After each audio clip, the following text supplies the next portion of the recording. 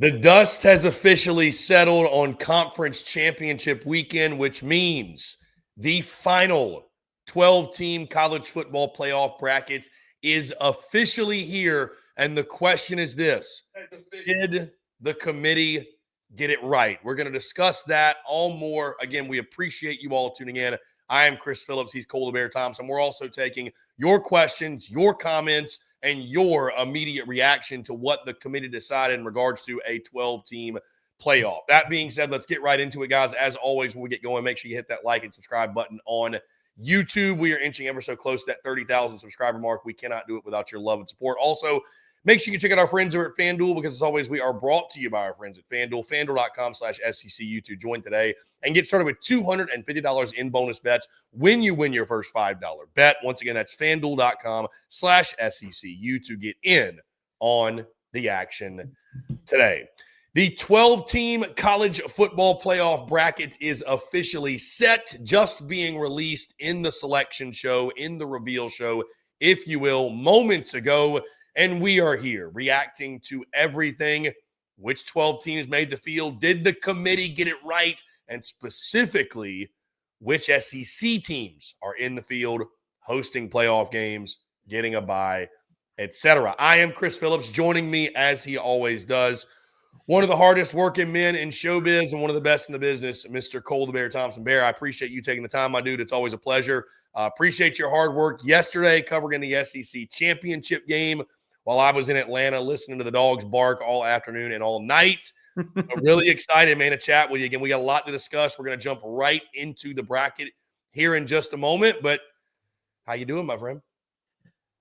They're scared of Greg Sankey. College Football Playoff Committee is scared of Greg Sankey. That's all I will say, because Alabama, if you look at the way that they played yesterday and the way that they played to close out the year, you could make a case that they do not belong in.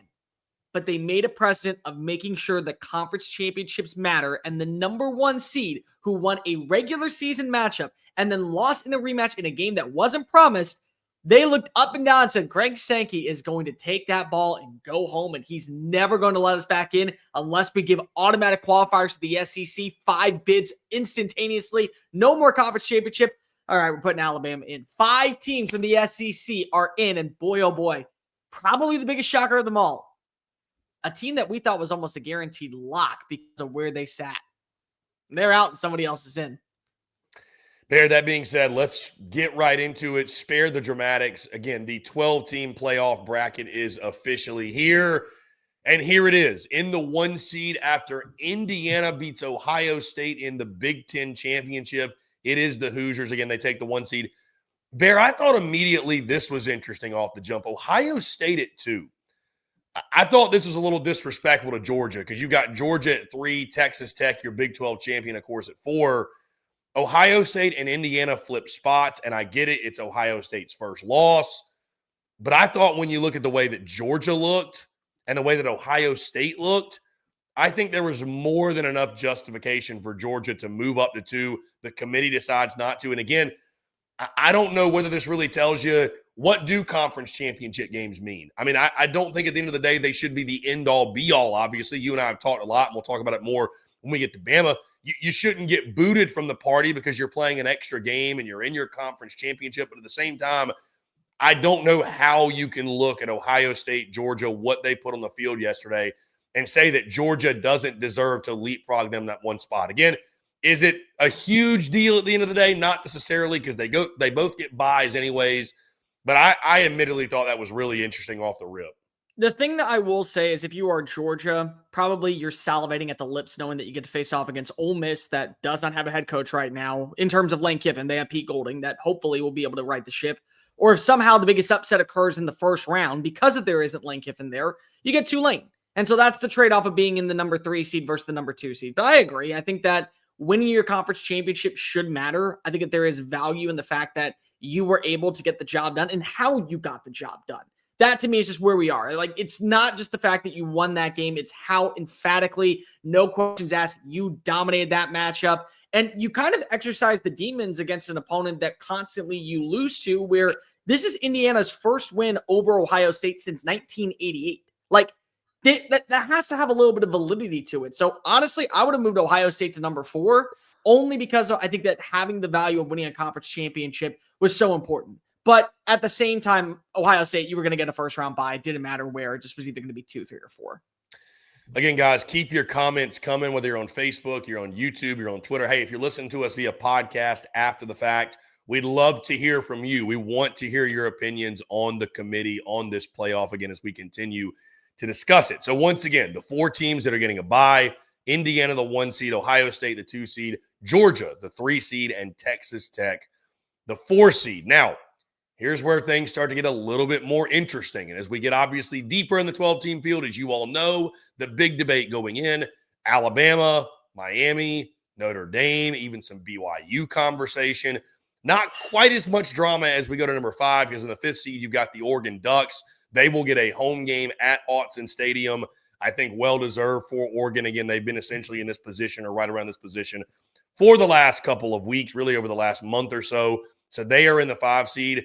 The 6 seed, the Ole Miss Rebels. Hotty toddy, the biggest game in the history of Ole Miss football will take place at Vaught Hemingway Stadium in the Grove in just a few short weeks. And what a scene it is going to be.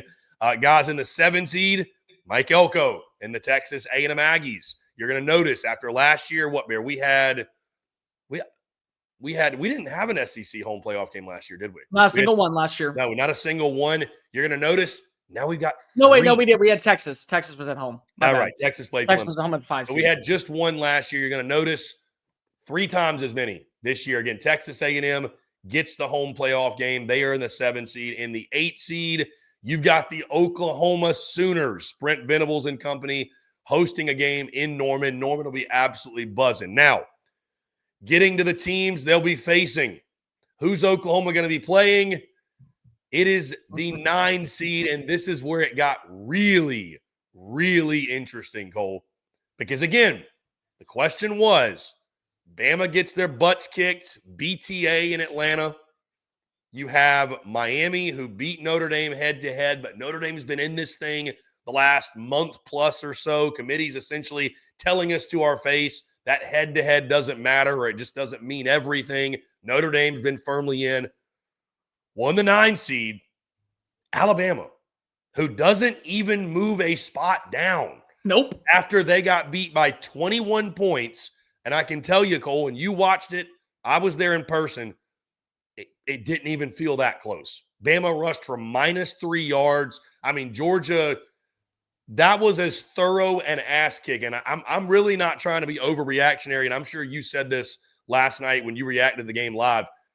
That was as thorough an ass kicking of Alabama, I think, probably since the Mike Shula days. Like, I don't recall a time, certainly under Nick Saban, no. I don't recall a time Bama's got their tails beat like that. Like, just flat out dominated from start to finish. There, they don't even move down a spot. Now, I was a believer that Bama should be in. I don't think you should be penalized for playing in the SEC championship. I agreed with what you said. You can't have the team that essentially, look, we don't do this in football, right? We do this in basketball and baseball, but let's call it as this. Bama essentially won the regular season title. No, they did. They did. Fair. They finished first. That's what that is. You can't have the team that did that not be in the college football playoff. You mentioned before, we've talked about it, the ripple effect of the fallout of Greg Sankey and conference title games essentially being dead because of the precedent you'd be setting. Who would want to play in them? What's the point? But to not even fall a spot, that really, really surprised me. It's surprising, but at the same time, I kind of expected it because of what was the next conundrum. It was Miami and it was Notre Dame. And Miami and Notre Dame with the head-to-head matchup, they had to be neck and neck with each other. So if you you couldn't move Miami up 2 spots. And if you came down and you said, we're going to put Miami in, you have to move them to the 10th spot, which means Alabama has to stay somewhere. Bottom line is Alabama looked dreadful. They had no life whatsoever. And I get it. They gave up 14 points with the block punt and then the interception by Ty Simpson. They were able to rattle and score. But ladies and gentlemen, I mean, you look at the way that the offensive line played at times. They were getting pressure on Ty Simpson left and right. Countless drop balls by Jeremy Bernard, Ryan Williams. The inability to get past midfield until the 4th quarter. And you needed 2 penalties by the same guy to guarantee that you even could score. I mean, this could have easily been a 28-0 shutout. But Alabama was the number 1 seed in the SEC. Alabama had a head-to-head win over the same opponent during the regular season. On the road, I might also add in. Alabama lost one conference game where they outgained Oklahoma by almost 200 yards, and they lost because of turnovers. You can't tell Greg Sankey, a guy who is very much saying all the time, I don't care. Like, I don't care about this G5 league. I don't care about the Big Ten. I care about the SEC. I'm not going to sit here for one moment and let my teams be belittled and thrown to the wayside because of you guys want to go ahead and say that win doesn't matter. So you had to say that Alabama had to be in. Because I promise you, for the sanctity of college football, if you're a college football fan, keep Alabama out and see what happens. I promise you, if you're the ACC, you're not going to like the results. If you're the Big 12, you're really not going to like the results. If you're a G5 program, you're going to hate life. Because Greg Sankey is probably the most powerful man in college football when it comes to commissioners. You want to watch how quickly he gets on the phone with Tony Petitti, calls him up and says, dude, we're starting our own thing. You in? And how they'll go to all the boosters and they'll go to all the marketers and they'll go to all the television markets and go, no, we're having our own playoff. Let's don't worry about the ratings for what they want with the committee. We're doing our own thing. And keep in mind, Chris, they have yet to sign a deal in place for the new format in 2026. If you kept Alabama out, holy crap, how many automatic qualifiers would be in from the SEC? How many teams you would get rid of conference championships and you would go to that round robin tournament that we've been talking about? Those would be not non-negotiable. Those would be straight up backs of what we would see moving forward. So for the sanctity of where Alabama is, despite looking dreadful yesterday, you won a head-to-head matchup against the same team during the regular season. You were the number 1 team in the conference. You weren't getting out of the playoff. You simply weren't. And by the way, for those who are sitting here and saying, but what about BYU? Here's the common denominator. Alabama is 1-1 against the same team they faced off against in the championship. BYU is 0-2. That's why one is in and one is out. If Alabama lost both times to Georgia, you could say both should be out. But because of it, they won the head-to-head during the regular season. They're in. I want to get to this because our guy Chad says, I'm weak. Y'all are so mad. I love it. And Chad, from his profile picture, I believe is an Alabama fan. Chad, why would I be upset Alabama made the playoff? Nobody is mad about Alabama making it. We're actually happy that Alabama made it. Yeah, that is only good for business that Alabama makes the playoff. I'm just surprised they didn't move down one spot. I still would have put them in. I mean, you would have, I think, done the same. And again, Alabama's not no. Okay, so let me phrase it this way: Alabama is not a playoff team by the way they looked. Alabama is a playoff team because of what it stands for to go to the college football playoff and to go to your conference championship. I'm not penalizing you for it. I'm not, because you have to have the sanctity of the season. What's the point of playing the games and then being penalized for it? Sorry. Yeah, it's not a one-game season. I mean, it's Bama's resume goes far beyond just obviously the SEC championship. Again, I think that feels pretty obvious. I was just surprised they did not move down a single spot. That's all I was surprised by. But yeah, we are ecstatic that Alabama is in the playoff. I can assure you. I'm just ecstatic. Diego Pavia's not in the playoff. That's all. I'm surprised it took you this long to say something about the shirt, by the way. I know. I see it right there. We went out last night and we got back from Atlanta and Nashville. I had a lot of Vandy people hollering at me like, hey, thanks for fighting the good fight. Saw your tweets about Vandy in the playoff. I'm like, somebody's got to pound the table for them. I will be pounding the table for 2 to be winning the Heisman Trophy harder than ever before because they at least deserve something. Yeah, at least given that. All right, Barry, let's keep it going again. Bama in that 9 spot. They do not fall at number 10, the 10 seed. There, we try on a weekly basis to figure out what is this committee thinking. Are they thinking at all? No. We talk about things like head-to-head and strength of schedule and eye test and resume and all those buzzwords, right? And so for weeks, you've griped about it. I've griped about it. Many others have griped about it. How can you put Notre Dame in over Miami? Miami has the head in it. Granted, it was in week 1, but still, do head-to-heads matter? Do they matter less when they're in week 1 versus week 10? Do they not matter at all if they're that early in the season versus if they're later? So Notre Dame has been in this thing for weeks. Keep in mind, these 2 teams did not play. And what flashes on the screen? It's all about the U, because the Miami Hurricanes are your 10 seed, and they will travel to College Station, Mike Elko and Texas A&M, get Miami at Kyle Field. Cole, because I know you've put out your own projections, your bracket projections, and so I think you do a good job of, this is what I would do. This is what I think the committee will do. Yeah. When you saw the Miami logo flash on the screen, immediate reaction. The committee got it right. The committee got it right. How stunned were you they got it right? I think Kirsten and my dogs both jumped at the same time for how loud I yelled. Hell yeah, they got it right. It was beyond impressive. But let's just go ahead and break this down. Guys, for you who are arguing about the Miami Notre Dame conundrum, when you look at Miami and Notre Dame, top to bottom, they are neck and neck in almost every single category. Look at the FPI. One is third, one is 7. Look at strength of record. One is 42nd, one is 44th. Look at strength of schedule. My bad. That was strength of schedule. Look at strength of record. One is 13th, one is 14th. Both have dominant wins over Stanford and Pitt. Both delivered on the spectrum when it came to how they were able to win by points and margin of victory. Both offenses have near identical stats. Both defenses have been the backbone of their team. Both have 2 losses. So at the end of the day, when BYU was moved on out, Miami was moved on into the 11th spot, and they were neck and neck with each other, there was one data point left. There was one. Have they played a game against each other? Yes. Who won the game? Miami. If head-to-heads are supposed to matter at some point, which they are, Miami was always supposed to be in the playoff. And I'll be completely real. Notre Dame is a better team than Miami right now. I would take Notre Dame to win in the playoff. I think they would be a dangerous team in the playoff. But at the end of the day, you have to set a precedent, and you have to be on the same data point across the board with everything.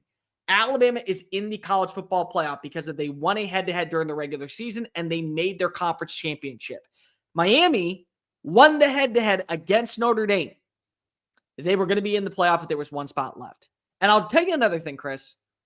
I think the committee would not have done this if Virginia won the ACC, because the ACC would have had representation. And then they would have said, well, you know what? You have one team in. You're good. The fact that Duke won is the reason why Miami is in. Well, the fact of the matter is the Canes are in, whether you agree or disagree, and we'd love to hear from you. I do. Listen, when you're comparing 3 teams, 4 teams, if you're comparing more than 2, I don't think head-to-head can be like a sole determining factor, right? Because there are other factors, and more than likely, all those teams don't play each other. When you have 2 teams, like you were saying, Cole, when you have 2 teams, head-to-head has to mean a lot. And what this tells me, too, is, I mean, this is a big TV production. This is. You cannot tell me that the committee did not know for weeks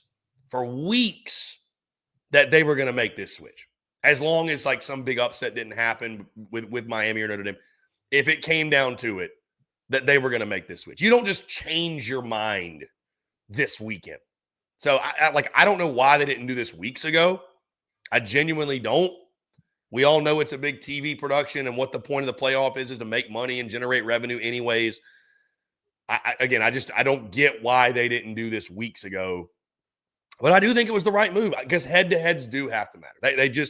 They from that, when you got like when the resumes are that identical and that similar, and you're comparing 2 teams in that scenario, the head-to-heads have to matter. Yeah, they simply do. So Miami is in again. They will travel to College Station, Texas A&M, SEC ACC flavor at Kyle Field. The 11 seed Bear, John Sumrall and the Tulane Green Wave, who will travel to Oxford, Mississippi to take on Ole Miss in a rematch of a game earlier this season. And Bear, a rematch of a game that, of course, we'll break down all these games, discuss them. Now, that game took place in late-ish September, but you might recall that was a 45-10 ass cutting by Ole Miss. So, Tulane's a different team. Ole Miss is very obviously a different team. They don't have the same head coach they had at that time. Either way, Tulane from the G5, they win their conference. What, the American, correct? Yeah. Yeah, the AAC. They win the AAC by dismantling, by the way, North Texas, forcing 4 turnovers. Really impressive. They will travel to Oxford. And then go ahead and jump into the 12 seed, James Madison. So we got 2 G5 teams in after Duke wins the ACC, like you mentioned. A 7-5 Duke team beats Virginia in the ACC title. So the ACC just gets the large bid. They do not get a conference champion. So JMU fills that last spot. They will take on Oregon at Autzen Stadium in that 5-12 matchup. Bear, I'm sure you noticed. And between the college baseball season and the Coastal Carolina fiasco I got into, and this latest clip that seemed to make the rounds and go pretty viral on social media when I talked about the G5 needing their own playoff, which it happened. It went exactly like I thought it would. People think I hate the G5. We very clearly stated this is actually a pro G5 take, but nobody wants to hear it. Bear, it's criminal there's 2 G5 teams in the playoff. It's criminal. I'm sorry. It is. It is. All due respect to Tulane, all due respect to James Madison, all due respect to what y'all did to get here. But it's criminal. It's just, and I think, dude, did you hear Nick Saban talking about this? I think he kind of alluded to that. That's exactly. I think he alluded to that. Exactly. Where it's like, are we getting the 12 best teams in? I mean, he referred to this and getting a Tulane and James Madison. I don't want to beat a dead horse here because, like, again, I'm really not, like, at my core. I don't wake up in the middle of the night in a cold sweat thinking about how I can screw the G5 or say some nasty. Punish James Madison. Yeah, how can I? What nasty thing can I do or say about the G5 today? They must be destroyed. Chris Phillips is what he's. I mean, I'm not that guy, but like, it's criminal. It's criminal. Notre Dame has a very compelling case. This guy has a very compelling case. Mr. Diego Pavia. Hell, if you want to say BYU has a case. BYU has a case. I mean, hey, if Texas wants to shout from the 40 acres, they can do so as well.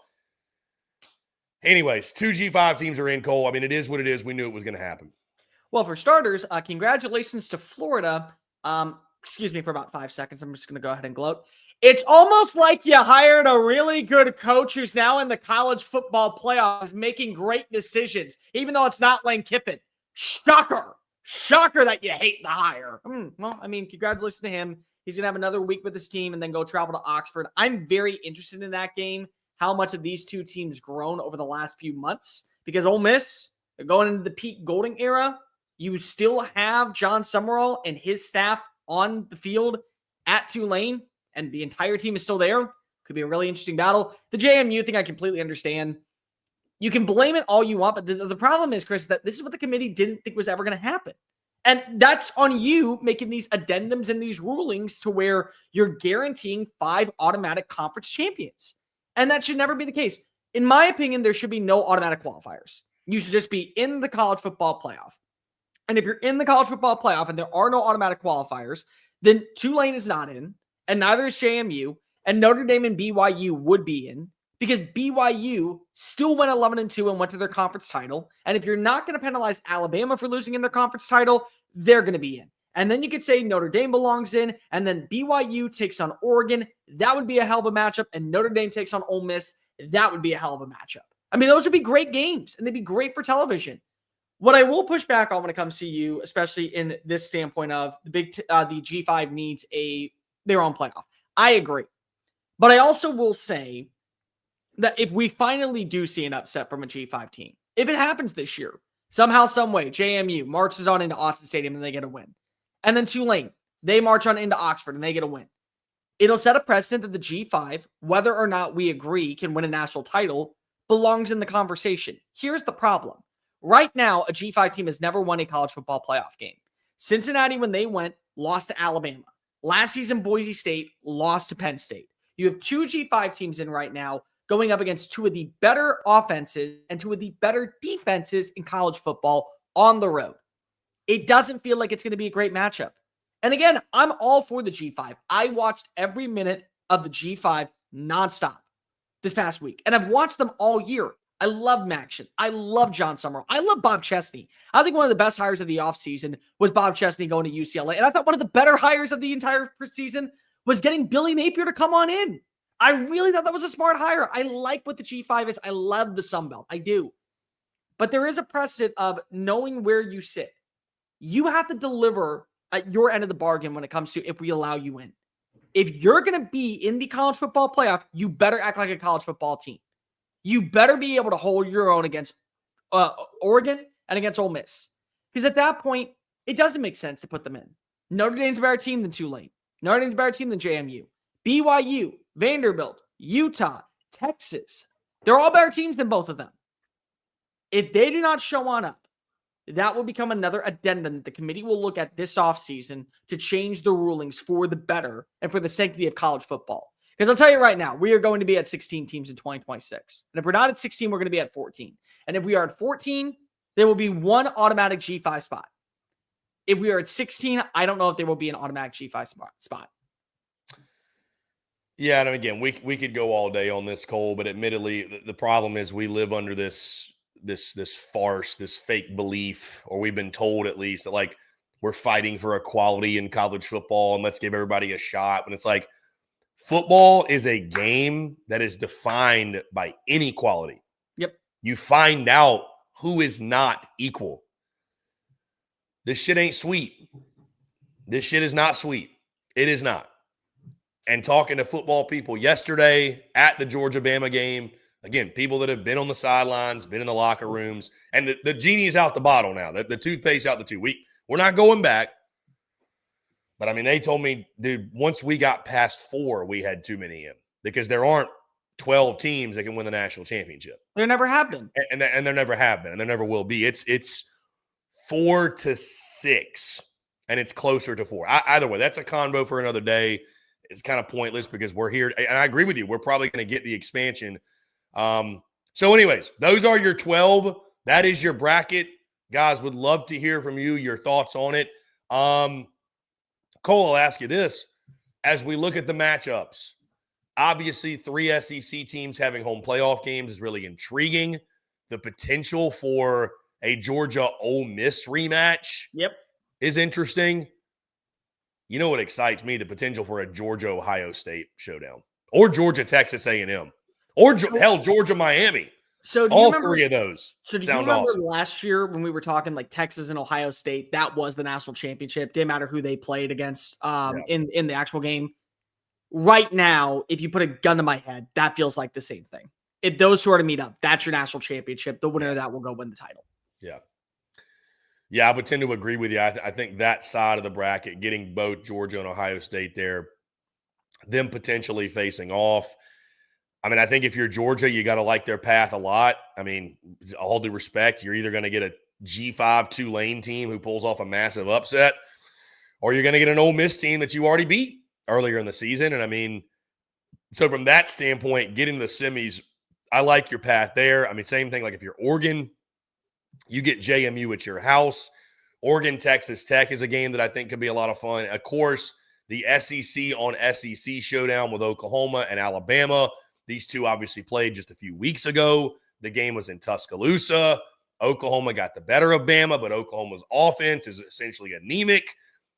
Granted, Alabama's been struggling offensively too. Like, what does that game look like after Bama's had some time to get healed up, get rested up? Obviously, they were really banged up going into that game against Georgia, and certainly that game didn't help at all. Yeah, we got a lot of really, really compelling matchups. Let me ask you this, Bear. What's your favorite matchup of round 1? To be honest, Texas A&M Miami. To be completely honest, I think that we have got to see Texas A&M's offense get back to what it was before the matchup against South Carolina for the first half, because Miami is a good team. Like, you can go ahead and clown Miami for losing to SMU and then losing to Louisville. They still have a really good offensive personnel. They know how to run the football. They have a much improved defense, especially in the trenches. They may have the best defensive player in college football in Ruben Payne. They really might. But Texas A&M, I still feel like, has an opportunity to set the tone, exercise their demons, and prove that they are built to win in the playoff. And now they get a home playoff game. So Kyle Fields going to be rocking. I I'm really intrigued with that one because a few years ago we watched as Miami and Texas A&M played against each other, and in one game, Miami was dreadful offensively, and in the next game when they went down to Coral Gables and they played at Hard Rock Stadium, Texas A&M had no life whatsoever. So it's a good time to even the score. They're currently 1-1 in the last 2 times they played against each other. Cole, what if I told you we have the schedule for the first round? Friday, December the 19th, there is one game. It is Oklahoma and Alabama in a night game in Norman, 7 o'clock Central Time kickoff on ABC or ESPN or what have you. So the night game showdown, Alabama is going to be walking into an absolute zoo down there at Gaylord Family Memorial Stadium in Oklahoma. Place is going to be rocking. That place is going to be rocking. So OU Bama to get the weekend going. Then Saturday, A&M Miami, the 11 a.m. kick at Kyle Field. And either way, that place will be going crazy. It's a playoff game. But you got the early kick there, 11 a.m. Ole Miss Tulane at 2:30. And if this tells you anything about the game being aired on TNT or True TV. So there you go. And the night game being Oregon and James Madison, 6:30 Central. That one also, ironically enough, on TNT or True TV. So I guess it doesn't mean a whole lot. Either way, that's your schedule. Those are your games. I don't know, but that OU Bama game, the SEC on SEC showdown, that's going to be, and that one's going to be fun because it's a huge game for both sides. It's especially a huge game for Kalen DeBoer in Alabama. It is a massive, massive game for them. How do they play? How do they look? All these games will be great, but that's probably my favorite matchup is the Oklahoma-Bama game, admittedly. I do agree with you, though. Texas A&M Miami, going to be really, really interesting in its own right. Carson Beck and company going to College Station. Mike Elko and the boys trying to make a run in the postseason. So, and for those who are wondering and who are inevitably going to ask, no decisions have been made where I'm going to go because unlike last year, I will be attending a college football playoff game. Thankfully, I have a couple days to think about it and decide because I got to be honest with you, Cole. I don't know. I genuinely right now do not know. So we had a great time when we were in Norman this season. We had a great time in Oxford, and we haven't been to College Station. Yeah. So decisions to be made. Decisions to be made. Cole, I did want to bring this up, and I'm sure you saw it. For those that did not hear, Hunter Yurachek on the Miami and Notre Dame situation. Quote, once we moved Miami ahead of BYU, we had that side-by-side comparison, and you look at those two teams on paper, and they are almost equal. The one metric we had to fall back on was head-to-head, end quote. So it took them moving side-by-side in the rankings for you to determine, come on, what are we doing? What is he talking about? So they have to be literally side by side in the rankings? What difference does it make? You said the smartest thing at the dumbest time. Because that is true. I'm sorry. That is just 100% true. You have every data point. They're neck and neck. You have common opponents. They're neck and neck. You have to consider head to head. How do we go 5 freaking weeks to get to that point? How do we do it? It should have been Miami from the get-go. Miami should have been ahead at Notre Dame from the get-go. Here was the problem. I can guarantee you it, Chris. They thought Miami was going to screw themselves out of the playoff. They thought they would drop another game. That's why they started off at 18 and Notre Dame started off at 11. Because they thought, this will be a moot point in a couple weeks. And they never thought eventually, we're going to see them next to each other. And then they had to put them next to each other. And then they said, we got to put them in. The other thing that I will say, and is it fair? No. Is it the reality? Yes. Notre Dame not being in a conference screwed them over. It did. This was the ultimate sign of, guys, you're 10-2. You can't be bitching about not being in a conference. You can't be bitching about being left out for a team that played in its conference title game when you don't play in a conference. You can't. Now, the only pushback I will have is that Miami did not play in this conference title game. So you can't throw that in their face. Still, you have to play in a conference. If there's ever been a sign, this is the moment for Notre Dame. Go to the Big Ten, go to the ACC, kick ass, run that shit forever. That's it. But you're going to be in. Sorry. Guys, again, we'd love to hear your thoughts. The schedule is set. The bracket is set. Bowl season officially upon us as well. We will get bowl destinations, I believe, by tonight or maybe even this afternoon. Bear, I'm already starting to see some reports come out, including one from my good friend Brad Crawford, who says that apparently the expectation is Vanderbilt will take on Iowa in the ReliaQuest Bowl. So yeah, I have also heard, not set in stone, Texas and Michigan in the Cheez-It Bowl. Yeah, I did see that yesterday as well. That would be – hey, listen, I mean, Texas fans, are you feeling the cheesiest? I mean – I ain't waking up feeling the cheesiest, Chris. I'm not doing that. Nope. No shot in hell. You Texas fans, I love you. It's just like, I know that's like the personal hell. Like, we're going to the Cheez-It Bowl. Great. Fantastic.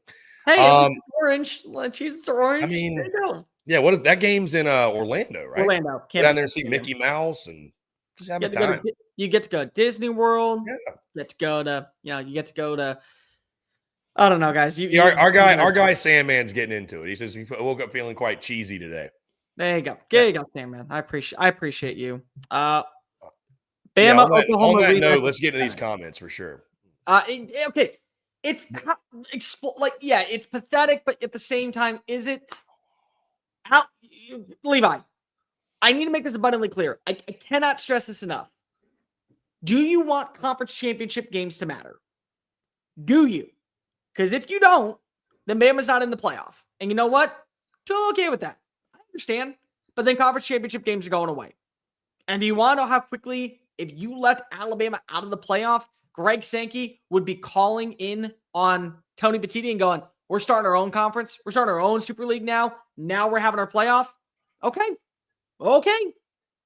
You guys think that right now the SEC and the Big Ten are being unfair for asking for more representation. Brother, they're about ready to take if you left Alabama out, they were going to take the whole cake and go, we're getting all the representation. We'll give you the crumbs, Big 12. We'll give you the crumbs, ACC. And then when you have contracts that are going up for negotiation, like Clemson, like Miami, like UNC, like Texas Tech, like TCU, big programs that bring in money, we'll have you join our Super League. And now you get to be a part of it, and we'll leave everyone else behind because we're willing to pay for you to be a part of it. That's it. Sorry. Bottom line. 2-loss Alabama should be in over a 2-loss Notre Dame. Yes, they should. One team played in a conference championship one weekend, one team didn't. Get over it. And I mean, the other thing too is, again, I know that they got their asses beat yesterday, but you can't let that make you forget that Bama did beat Georgia. I mean, few have a better win than that.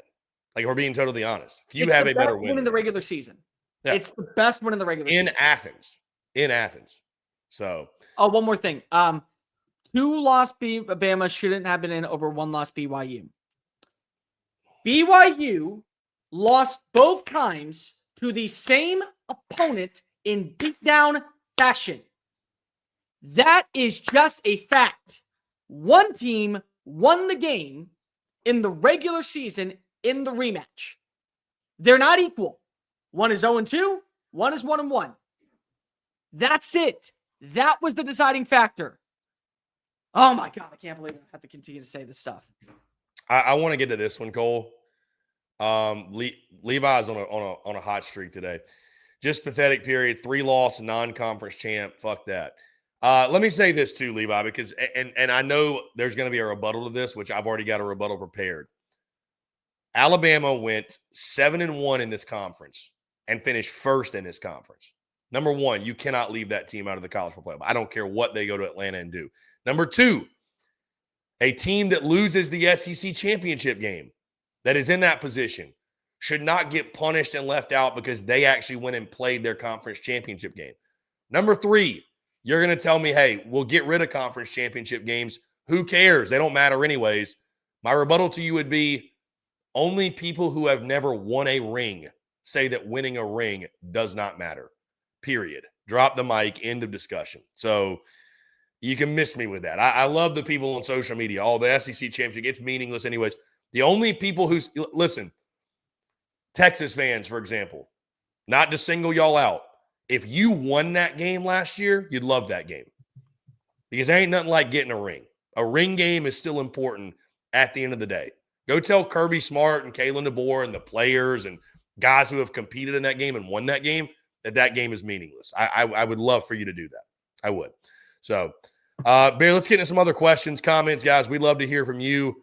Our guy Matt says you need to go to College Station.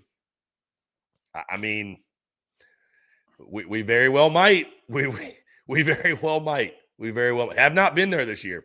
Trashy Lobster, Texas fans, is beating 3 top 10 teams ain't too shabby either. It's not, but great. Can't lose to Florida. That's just Florida's a good roster. Listen, I'll Kirby was pounding the table for him. I mean, he was, yeah. So. Here's bottom line. It's not just about that. I will continue to go on my rants until the end of time if need be. You're not just being penalized for the losses. You're being penalized for the games that you won. You were outgained by 200 yards and lost the time of possession by 9 minutes to Kentucky, and you won that game. You also were outgained and lost time of possession and needed overtime to beat Mississippi State. Both of those teams are not going to bowl games. You struggled for the entire first half against UTEP, who went 2-10. You also allowed Vanderbilt to fight their way back in to make it a 3-point game. Because you can't say in one breath, and here's the other thing that really drives me crazy when it comes to Texas fans. No offense. You can't say that you have 3 top 10 wins when Vanderbilt's outside the top 10, and then in the same breath say, well, that team's no longer ranked, so that ranked win doesn't count against them anymore. You can't say it. Either the ranked win count because it counted for you, or it doesn't count and you have 2 top 10 wins this year because those are the 2 teams that you played. That's just it. So you're not being penalized for going for winning 3 top 10 games. You're being penalized for looking awful in 4 wins and also looking terrible in losses where you got mollywopped by Georgia on the road, where you didn't have a good performance and lost the turnover battle to Florida, and you played close but still lost to Ohio State. I mean, that's why you're being penalized, guys. You're not in. I love that we're all getting along here on a Sunday afternoon. I would just say this too, and again, it's not hating on Texas at all, but if we're going to argue about eye tests too, from the eye test, that if we're trying to get the 12 teams that are going to best help us identify a national champion, I don't need to see Texas in the playoff to know they're not a national champion. They're not. That team, the way that they did against Texas A&M, I could see them win a national championship. But there's too erratic. I mean, they've got talent, but I just, from the entire body of work, that team was what it was all season long. They were soft up front. They couldn't run the football. Arch Manning was painfully inconsistent. They were elite on defense, but they were all those other things I mentioned. So, I mean, again, you saw what happened when they went to Athens. I think that pretty much told the tale. And again, that's who that football team was for the majority of the season. Give them credit. They scored some big wins. They got better as the season went, but that's what that team was. So, for most of the season, it is what it is. And again, we're going to have these arguments. 12 team, we're going to argue about teams 13, 14, and 15. 14 team, we're going to argue about teams 15, 16, 17, and 18. 16 team, you get the point. And so, I hate to spend, to be honest with you, so much breath on it because realistically, the national champion's probably going to come from one of 3 teams in this field. It's going to come from 3 teams. I would say that there's a 4th that maybe would be a dark horse depending on the bracket, but it's 3 teams. It's 3 teams. That's it. Georgia, Ohio State. Who would be your 3rd you throw in there? I'd throw Indiana, and they beat Ohio State. Now, I would also say Texas Tech, I think, is built to go on a run. I do. Whether or not you think that the Big 12 belongs in that conversation, they're built different, guys. They really are. They would handle some SEC teams. I genuinely think that. So I don't want to hear that they're not in. Also, real fast, when it comes to Reed in the comment section, what about the eye test for Texas A&M? Texas A&M has looked awful over the last month. They have, but they're 11-1. You really think that the SEC is not going to have an 11-1 team in the playoff? Like, you could have told me at the start of the year, hey, a 10-2 team's being left out of the college football playoff from the SEC, and I would have slapped you silly. A 10-2 team from the SEC is left out of the college football playoff. And if they had a different logo, they would be in the playoff. If it wasn't an anchor and it wasn't a V, that team would be in the playoff. Because you want to know what they did? They beat their Power 4 team. Texas didn't. Indeed. Guys, we'll take a few more questions and we're going to wrap it up here.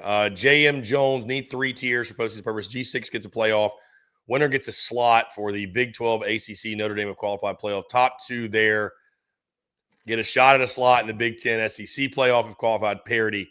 That sounds very confusing. I got to be totally honest with you. Just the 16 best teams need to go to the playoff if you want to expand to 16. No more conference champions automatically get your qualifier. No more matchups that matter because of head-to-head. Just the 16 best teams.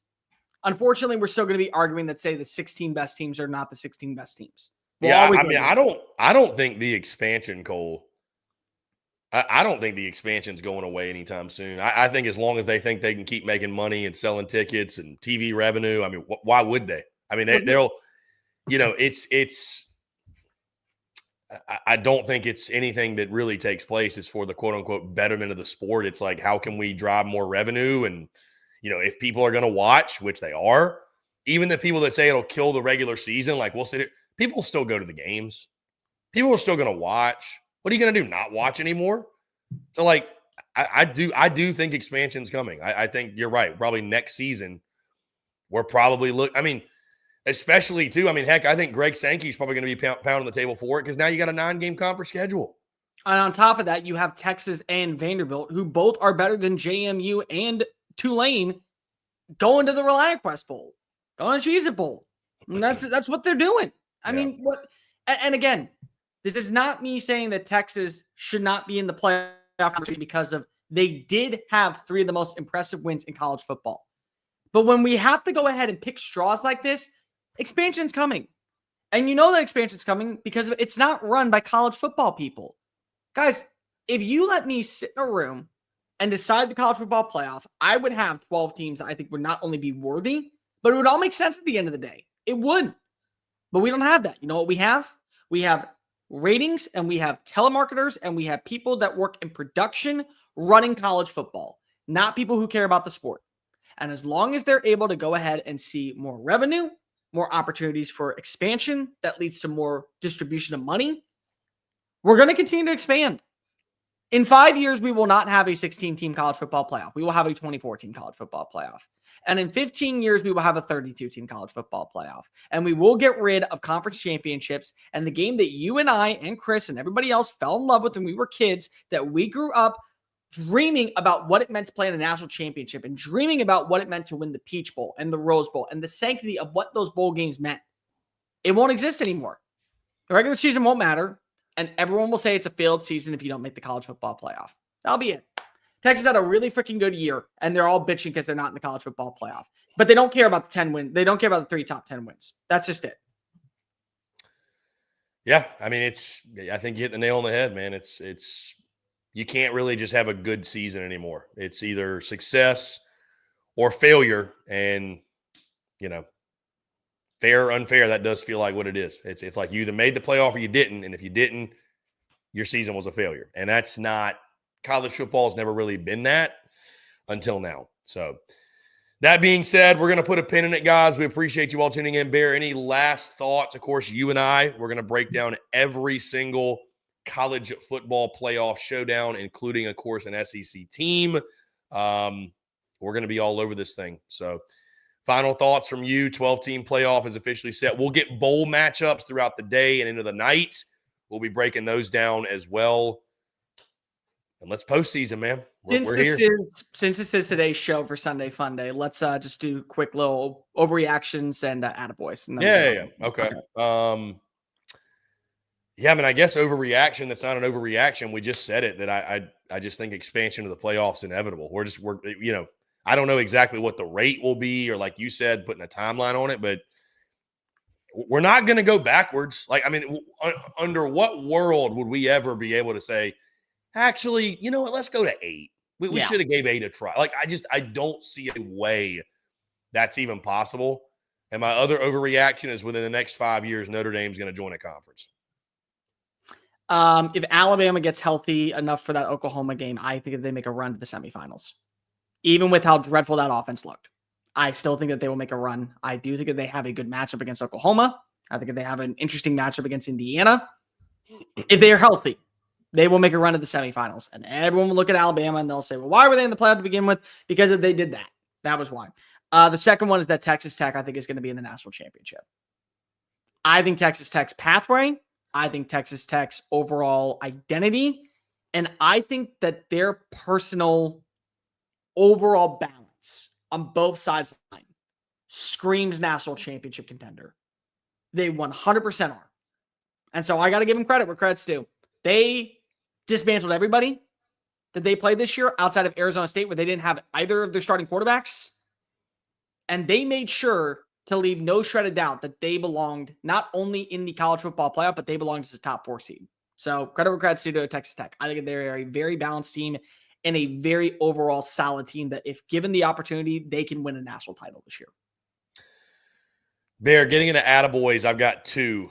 The first one, funny enough, so we get into Buckhead on, Friday night. Went out and about the town, went out in Buckhead. Hung out with a lot of great Bama people, by the way. We were essentially, it felt like we were at a Bama bar, just a lot of Bama people there.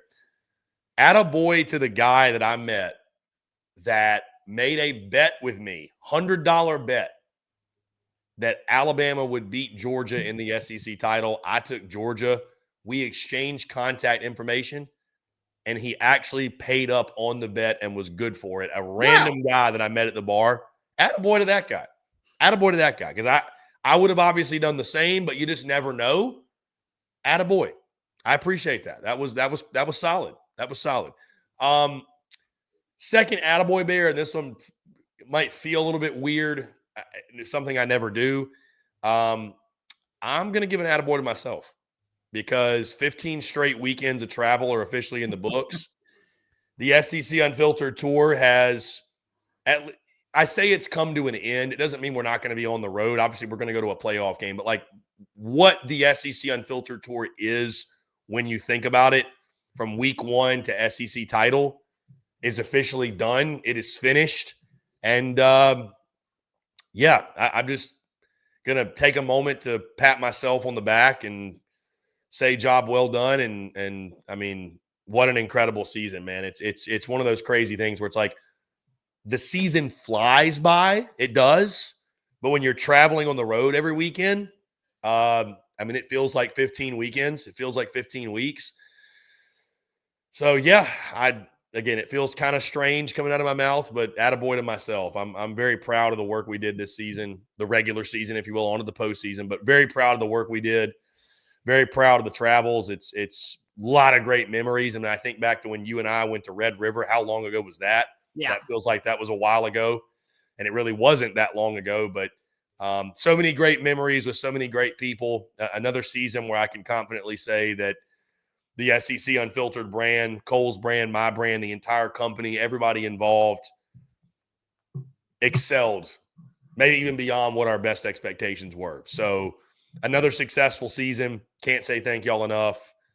Again, it's crazy to think that the tour, or at least what that part of the tour is, has come to an end. It's wild. It's just genuinely wild. Again, doesn't mean we're not going to be back on the road. I mean, I'll go ahead and tell you guys, the plan is to go to a home playoff game, and then I probably, subject to change, but I probably won't go to another game until, fingers crossed, the national championship in Miami. I'll probably just save it all for hopefully that. Yeah. But yeah, no, just crazy, man. The tour has come to an end. It's pretty wild. Excited for a week of rest and reflection and, yeah, all that good stuff this week. Your boy's going to be hitting the ski slopes, so we're pretty pumped for that. So, yeah. Yeah. By the way, Wednesday still will have OT drive. We're working out getting a guest host to fill on in for Chris. So we're still going to be back on Wednesday. Going to talk a lot of things about bowl games, matchups, quarterbacks, things that you guys all love. So don't miss the show on Wednesday when we come back at 8 o'clock. I got two attaboys. Number one is for Vanderbilt just in general. And the reason why is because Vanderbilt made sure to do everything possible to guarantee their spot in the college football playoff. I commend Clark Lee and Diego Pavia leading the charge to say, I understand that right now we have to figure out a game plan on what can we do to go meet on up, but we want to play a 13th game. We want to leave no shred of doubt that we belong in the college football playoff, that this season will not be known as a waste. And that shows integrity. That shows fight. That shows how much this season meant to these boys, how much it meant to everybody inside that program. I commend that because most teams will say, we'll just leave it up to the committee. They want to take measures into their own hands and leave no shred of doubt that they were one of the 12 best teams. So I commend Vanderbilt for that. And wherever they do play, they will get an 11th win. Diego Pavia will play in that matchup. I pray that the people who are voting for the Heisman Trophy will look at him and say, because we're not going to the playoff, we're going to put you in. Now, that may change with Jeremiah Love also not going to the playoffs, so really interesting in that matchup. I hope that they play Notre Dame. They won't play Notre Dame, but I really wish they would. That way we could have the definitive answer on where they rank. So give them credit to that, but they really are just more than just a great story. I commend the way they handled that. The second one is a Tommy Thompson. Many of you don't know who he is, but that is my father. And my dad has grown up, and I've grown up in that house, listening to beration and anger and just comical laughter at him on Saturdays watching Indiana football. He is a huge IU fan and a huge IU grad. And last night he got to come over to my house and I got to have a moment that I will forever cherish, watching his team be able to call themselves a Big Ten champion. And my dad is the reason why I get to do what I do. And he's the reason why I've gotten a platform and I've been able to grow with SEC Unfiltered and grow my own brand in Houston. Because if he told me when I was 17 years old, chase the dream, leave no shred of doubt. And at the end of the day, as long as you're doing what makes you happy, you truly will always enjoy the life. And I thank him for that because if he didn't push me to go after myself and work harder than ever before, I probably wouldn't be here right now. I probably would have taken a safe 9-to-5 job. I probably would have gone into the family business. I wouldn't be talking about sports for a living, and I wouldn't be able to meet all of you. So I'm thankful for Tommy Thompson. And I'm very, very glad that Indiana got to give him a shred of confidence that things are built different in his lifetime. And honestly, if the SEC isn't going to the national championship, I really am pulling for Indiana. And I'm okay with them in that right now. And to be completely fair, I may be pulling for Indiana than some SEC teams this year because I really want my dad to see this happen. So, attaboy Tommy Thompson. Thank you for 70 years of watching mediocre football finally be paying off. Finally paying off. That's a cool story. That's a very cool story. At long last, Kurt Signetti, the chosen one, has gotten Indiana to, or at least close to, the mountaintop. Mountaintop of the Big Ten. Yeah. Who'd have thunk it? When nobody gave, the first time in program history. That's when something. nobody gave him a chance, it felt like, to beat Ohio State. So. And he looks so freaking pissed off after winning. Like he is the epitome of Nick Saban's protege when it comes to attitude. I will gladly say that. That's awesome, dude. That's awesome. Yeah, it's special the way college football brings us together. Family, friends, colleagues, best of bros and mortal enemies. All of us under one roof, it seems, taking it all in. Again, guys, that being said, yeah, we do have a jam-packed week of content, obviously. Nothing's going to change with that. Overtime Drive, we'll be back on Wednesday night. Outside of that, guys, yeah, just stay tuned for everything. It's weird. This is Cole, this next weekend will be the first weekend without an SEC football game since the end of August. Yep. Now, we do have Army-Navy, though. We do have and Army-Navy. the Heisman Trophy presentation where an SEC quarterback should be taking home the award. And the Heisman Trophy presentation. But, yeah, it's going to be interesting. No, as we gear up, hey, bowl season's just around the corner, which makes me giddy. I'm fired up. I'm excited. I know Bear is as well. So, again, stay tuned to all of our content. Going to be jam-packed this week. One last thing before I let you all go, and, of course, we'll publish this on social media, but lines via our friends at FanDuel are officially out for the college football playoff. Going to run through these really quickly. Of course, we'll talk about these more in depth when we break down these games, preview, predict them, all that good stuff. Bear, Alabama is a 2.5-point road favorite at Oklahoma. Texas A&M, a 3.5-point home favorite against Miami. Ole Miss, a 17.5-point favorite over Tulane. And those are your only lines out right now because, of course, the other matchups have not been determined yet with teams having bye. So that is your first round. Those are your first round odds. Also, by the way, speaking of the Heisman Trophy, Fernando Mendoza from Indiana is minus 3,000 to win the Heisman. Diego Pavia, second best odds, plus 1,400. So if you're going to bet, I think you got to go Pavia because there's no value in betting. There's Mendoza no value in Mendoza. Hey, the next best odds behind Diego Pavia, Jeremiah Love at plus 40,000. So yeah, this is a two-man race. This is a two-man race, no doubt. Guys, that being said, like I said, let's put a pin in it. Bear, you're the man. I really appreciate you. Always a blast. Guys, as always, make sure you hit that like and subscribe button on YouTube. Check us out where you get your podcasts all across your favorite social media platforms, as well as our website, secunfiltered.com. And also, speaking of FanDuel, make sure you check out our friends at FanDuel because, as always, we are brought to you by FanDuel. Guys, it's NBA tip-off week. FanDuel is your home for live betting. Even if you miss the start of a game or you want to ride the hot hand, FanDuel has live bets on everything from who will score next to fourth quarter comebacks. Plus, you can combine your live bets into a same-game parlay for a shot at a bigger payout. However you want to play, now's the perfect time to join because FanDuel is giving new customers $300 in bonus bets if your first $5 bet wins. Just visit FanDuel.com/SECU to sign up today. That's FanDuel.com/SECU. Play your game with FanDuel, official sports betting partner of the NBA, college football, college basketball, you name it, they've got it over at FanDuel. Guys, once again, we appreciate you all tuning in. For Cole the Bear Thompson, I'm Chris Phillips. We're signing off. Y'all have a great rest of your Sunday, and we will talk to you all on the other side.